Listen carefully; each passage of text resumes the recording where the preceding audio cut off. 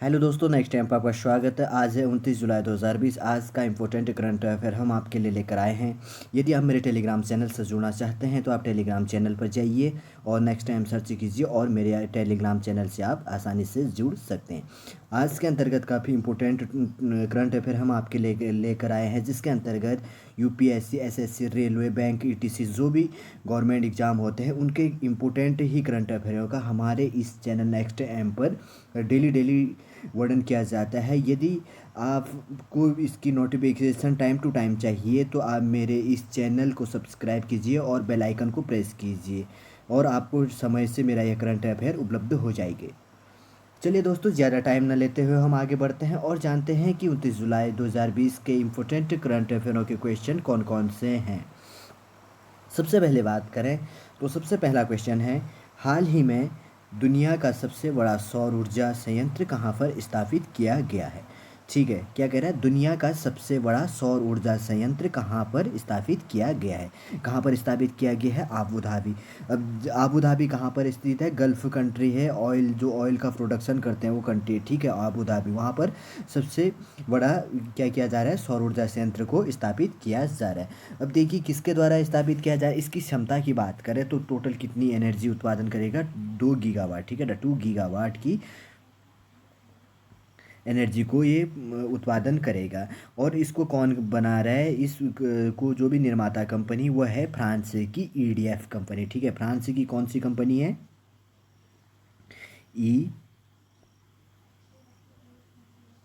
जी F. ठीक है, अब इस ईडीएफ कंपनी बना रही है जिसका फुल फॉर्म है इलेक्ट्रिक डे फ्रांस। ठीक, इलेक्ट्रिक डे फ्रांस की है। और एक और इनके साथ मिलकर दूसरी कंपनी है जिनको पावर की साझेदारी में। ठीक है, फ्रांस की कौन सी कंपनी, ईडीएफ और जिनको पावर की साझेदारी में अबू धाबी के नेशनल एनर्जी कंपनी एक तका है। क्या है, तका किस नाम से है, अबू धाबी की नेशनल एनर्जी कंपनी है तका। और मसर कौन सा है, मसर। मसर मैं यहाँ पे लिख देता हूँ, काफ़ी इंपॉर्टेंट है। मसर के नेतृत्व में क्या किया जाएगा, कंसोर्टियम किया जाएगा। ठीक है, चलिए दोस्तों, आपको ये समझ में आ गया होगा। आगे बढ़ते हैं, आगे हमारा नेक्स्ट क्वेश्चन कौन सा है, हाल ही में भारत में किस राज्य ने मुक्त मास्क प्लान लॉन्च किया है। क्या किया गया है, मुक्त। अभी देखिए, मुक्त मास्क प्लान, मास्क क्या होता है, जो मुंह पे पहना जाता है। कोविड-19 के कारण आज हमारी दैनिक लाइफ के लिए काफ़ी इम्पोर्टेंट हो गया है। तो तमिलनाडु सरकार ने इसको क्या किया गया है, फ्री वितरित करने का लक्ष्य रखा है। ठीक है, कितने है, लगभग लगभग 69.09 लाख परिवारों के लिए। कितना, 69.09 लाख परिवारों के लिए।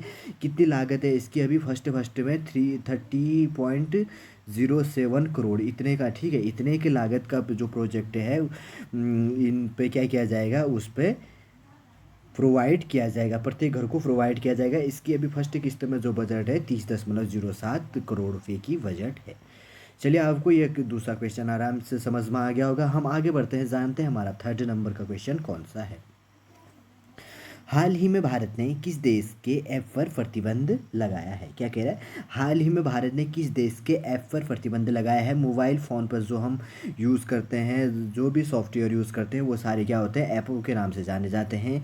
तो भारत ने किस ऐपों को बंद किया है, किस देश के ऐपों को, चाइना की कंट्री के। कितने ऐपों को बंद किया है, 47 ऐपों को प्रतिबंधित करने के लिए लगाया है, काम शुरू किया गया है इसमें। ठीक है, और इसका कारण क्या है कि इनका मानना है कि भारत सरकार का मानना है कि जो ये ऐप है भारत की सुरक्षा को तोड़ने का काम कर रही है और भारत की सुरक्षा के लिए ये खतरा साबित है। इसलिए 47 ऐपों को बंद करने का निर्णय लिया गया। इससे पहले भारत ने चाइना की कितने ऐपों को बंद किया, 59 ऐपों को बंद किया। ठीक है, संविधान में इसका कोई प्रोविज़न नहीं है, इसको एक्ट के आधार पर बंद किया गया। धारा जिसे कहते हैं, धारा, किस धारा के अंतर्गत, 69 ए। ठीक है, इस धारा के आधार पर इन ऐपों को क्या किया गया है, बंद किया गया है। चलिए आगे बढ़ते हैं, आगे हमारा फोर्थ नंबर का क्वेश्चन है, BCCI board of cricket club of India. ठीक है, जो है वो है भारत का है।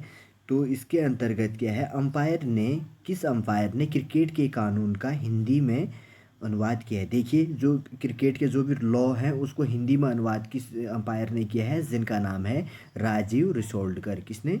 राजीव रिसोल्डकर जी ने क्या किया गया है, हिंदी पे अनुवाद किया गया है। ठीक है, और इसको अनुवाद करके कहाँ पर अपलोड किया गया है, MCC पर। ठीक है, MCC का फुल फॉर्म होता है मेरी लिविन, क्या होता है, मेरी लिविन क्रिकेट क्लब। ठीक है, क्या है, मेरी लेविन क्रिकेट क्लब। काफ़ी इंपॉर्टेंट है, नोट कर लीजिएगा आप।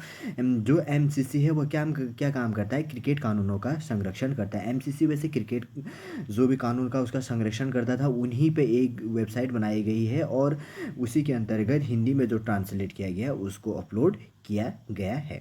चलिए आगे बढ़ते हैं। आज का हमारा 5 नंबर का क्वेश्चन कौन सा है, विश्व हेपेटाइटिस डे कब मनाया गया। क्या कह रहा है, विश्व हेपेटाइटिस काफ़ी इंपॉर्टेंट डे है, कब मनाया गया था, 28 जुलाई को। कब मनाया गया, 28 जुलाई को।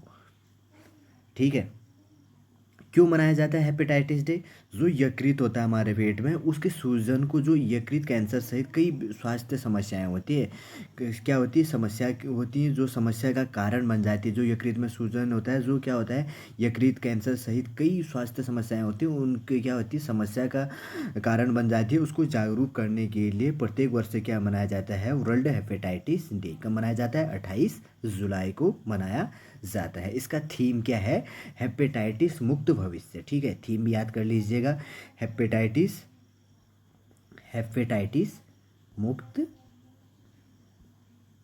भविष्य। ठीक है, हेपेटाइटिस मुक्त भविष्य नाम का इनका क्या थीम इनके साथ लॉन्च किया गया है। ठीक है, चलिए आगे बढ़ते हैं और जानते हैं हमारे 6 नंबर का क्वेश्चन कौन सा है। अगर 6 नंबर के क्वेश्चन की बात करें तो भारत हाल ही में विश्व प्रकृति संरक्षण दिवस कब मनाया गया। क्या कह रहा है, विश्व प्रकृति संरक्षण दिवस कब मनाया गया। कब मनाया गया है, 28 जुलाई। जैसे कि आपको इसी से जानने में आ रहा, प्रकृति संरक्षण है, विश्व प्रकृति संरक्षण। ठीक है, प्रकृति का संरक्षण किया गया है, इसको कब मनाया गया है, 28 जुलाई को मनाया गया है। और इसमें क्या है, प्राकृतिक संसाधनों की सुरक्षा के लिए इसमें क्या करना है, जागरूक करना है। ठीक है, आपको आरामी से समझ में आ गया होगा। चलिए बढ़ते हैं आगे। 7 नंबर का क्वेश्चन कौन सा है। 7 नंबर के क्वेश्चन की बात करें तो हाल ही में भारतीय मानक ब्यूरो ने किस नाम से अपना ऐप लॉन्च किया है। क्या किया है, भारतीय मानक ब्यूरो, ठीक है, ने किस नाम से अपना एक ऐप लॉन्च किया। अभी सबसे फिर जानेंगे हम कि मानक ब्यूरो क्या होता है। तो इन्होंने ऐप किस नाम से लॉन्च की है, BIS। किस नाम से, BIS। इसका फुल फॉर्म क्या होता है, अगर इसकी बात करें, bureau of the Indian standard. ठीक है, bureau of the Indian standard नाम से किया गया है। इस नाम से एक ऐप लॉन्च किया गया है। इसके अंतर्गत क्या है कि जो क्या होता है, सोने की माप तोल होती है या हॉलमार्क या ISI का जो भी चिन्ह लगे होते हैं ना, तो उनको क्या करेगा, ऐप थ्रू ही आप स्कैन करके पहचान लेंगे कि ये ओरिजिनल है या डुप्लीकेट है। कुछ जैसे आप मार्केट में जाते हैं या गोल्ड को प्राइस लेते हैं, तो उसको पहचानने के लिए ओरिजिनल या डुप्लीकेट होता है, तो उसमें क्या होता है, हॉलमार्क लगा है या ISI चिन्ह और हॉलमार्क लगा होता है। तो उसको पहचानने के लिए अब क्या कर दिया गया है कि शॉर्ट में एक ऐप लॉन्च कर दिया गया जिसका नाम क्या है, BIS। आप उसको ओपन कीजिए और स्कैन करिए और आपको मालूम पड़ जाएगा कि ये ओरिजिनल है या नहीं है। ठीक है, किस नाम से अब लॉन्च किया गया, BIS नाम से लॉन्च किया, किसके द्वारा, भारतीय मानक ब्यूरो के द्वारा किया गया। ठीक है, चलिए आगे बढ़ते हैं और जानते हैं 8वें नंबर का क्वेश्चन कौन सा है। हाल ही में भारत के सबसे बड़े ऑनलाइन हैकाथॉन के ग्रैंड फिनाले को संबोधित किसके द्वारा किया जाएगा। ठीक है, क्या कह रहा है, सबसे बड़ा ऑनलाइन जो हैकाथॉन होता है ग्रैंड फिनाले, उसको संबोधित किसके द्वारा किया जा रहा है, किसके द्वारा किया जा रहा है, PM मोदी, हमारे प्रधानमंत्री हैं, उनके द्वारा इसको संबोधित किया जाएगा। कि कैसे, ऑनलाइन, अभी किसके द्वारा किया जाएगा, डिजिटलीकरण के द्वारा ही किया जाएगा। ठीक है, क्यों, कोविड महामारी के कारण में ये ऑफलाइन नहीं कर पाएंगे और क्या किया जाएगा, ऑनलाइन ही किया जाएगा। ठीक है, और इसका सॉफ्टवेयर का नाम क्या है, स्मार्ट इंडिया हैकाथॉन जो है 2020 सॉफ्टवेयर। ठीक है, 1 अगस्त से लेकर कब से कब तक ये, 1 अगस्त से लेकर 3 अगस्त तक किया जाएगा। और यह सबसे बड़ी है। इसके अंतर्गत क्या है कि 37 केंद्र सरकार के विभाग होंगे। कितने होंगे, 37 केंद्र सरकार के विभाग, 17 राज्य सरकार के विभाग और 20 क्या होंगे, उद्योगों से संबंधित। और इसमें 10,000 से अधिक स्टूडेंट क्या होंगे, और इनकी समस्याएं लगभग कितनी होंगी, 243 से अधिक, 243 से अधिक जो समस्या होंगी वो उनके बयानों को हल करने के लिए क्या किया जाएगा, इसको प्रतिस्पर्धा किया जाएगा। इसलिए यह सबसे बड़ा हैकथॉन ग्रैंड फिनाले के नाम से संबोधित किया गया है। चलिए आपको समझ में आ गया होगा, आगे बढ़ते हैं। आगे नेक्स्ट 9 नंबर का क्वेश्चन है, हाल ही में भारत के द्वारा फ्रांस से 4 राफेल लाए जा रहे हैं, उसे किस कंपनी के द्वारा बनाया गया है। देखिए अभी देखिए भारत पर क्या हो रहा है कि 29 जुलाई 2020 से आज ये भारत पर पहुंच जाएंगे और ये कहाँ पर लाया जाएगा, इनको हरियाणा पर स्थापित किया जाएगा। ठीक है, कहाँ पर, क्योंकि यहाँ से क्या है, चाइना बॉर्डर भी नज़दीक है और पाकिस्तान बॉर्डर भी नज़दीक है। और इसकी मारक क्षमता कितनी है, 70 से 80 किलोमीटर के आसपास इसकी मारक क्षमता है।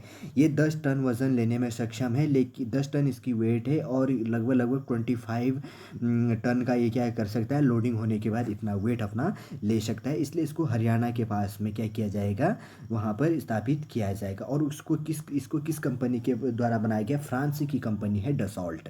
क्या कंपनी है, डसॉल्ट। डसॉल्ट काफ़ी इंपॉर्टेंट है, आप नोट कर लीजिएगा।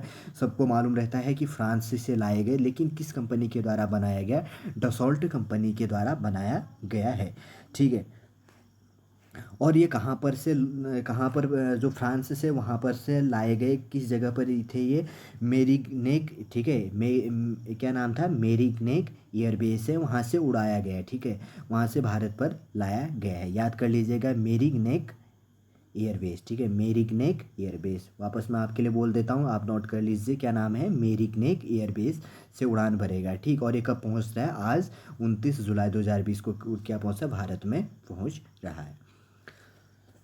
ठीक है, चलिए आगे बढ़ते हैं, जानते हैं आपको ये समझ में आ गया। 10 नंबर का क्वेश्चन है, यूएन की नीति की जानकारी के आधार पर दिल्ली में नाइट्रोजन ऑक्साइड में कितने प्रतिशत की गिरावट आई है। देखिए कोविड महामारी के कारण देश में बहुत सारे फायदे भी मिले, बहुत सारी हानि भी देखने को मिली। अब देखिए कि यूएन ने अपनी एक रिपोर्ट जारी की, उसके आधार पर दिल्ली में नाइट्रोजन ऑक्साइड N2 जिसे कहा जाता है, क्या कहा है, नाइट्रोजन ऑक्साइड N2 हो गया। ठीक है, N2 हो गया, और कितने फीसदी की गिरावट आएगी, 70% की दिल्ली पर गिरावट आई है। इसी की बात करें तो, और जैसे चाइना की बात करें तो चाइना में 40% की गिरावट आई, कितनी फीसदी, 40% की। और बेल्जियम जर्मनी हो गया, वहाँ पर 20% की गिरावट, 20% की क्या आई, गिरावट आई है।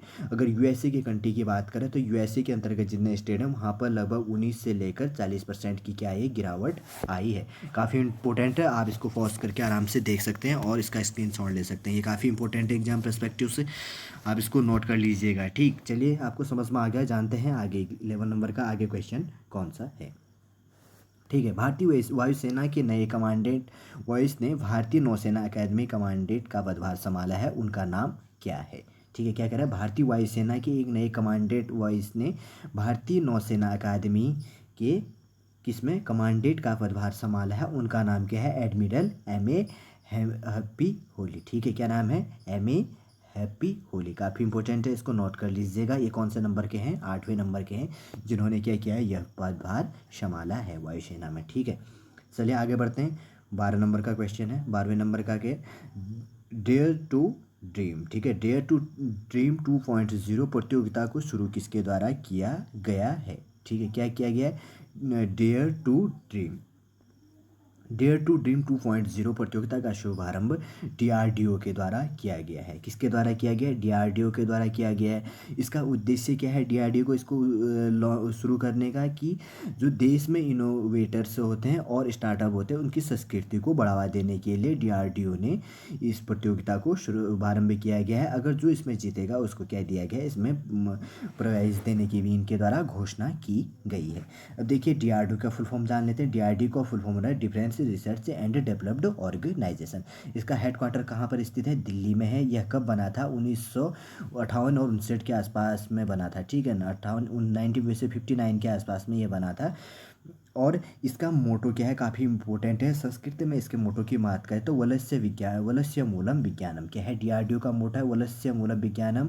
अगर इंग्लिश की बात करें तो स्ट्रेंथ ओरिजिन इजिप्ट साइंस। ठीक है ना, ये इसका मोटो है। ठीक है, आपको समझ में आ गया होगा। चलिए आगे बढ़ते हैं, आगे क्वेश्चन कौन से हैं, आज काफ़ी इंपॉर्टेंट क्वेश्चन है इसके अंतर्गत। हाल ही में ओलिविया डी हैविलैंड का निधन हो गया, वह कौन थे। ठीक है, क्या नाम कह रहा है, वापस पढ़ लेते क्वेश्चन। ओलिविया डी हैविलैंड्स का निधन हो गया, वह कौन थे, स्टूडियो कलाकार थे। ठीक है, कौन थे, स्टूडियो कलाकार थे।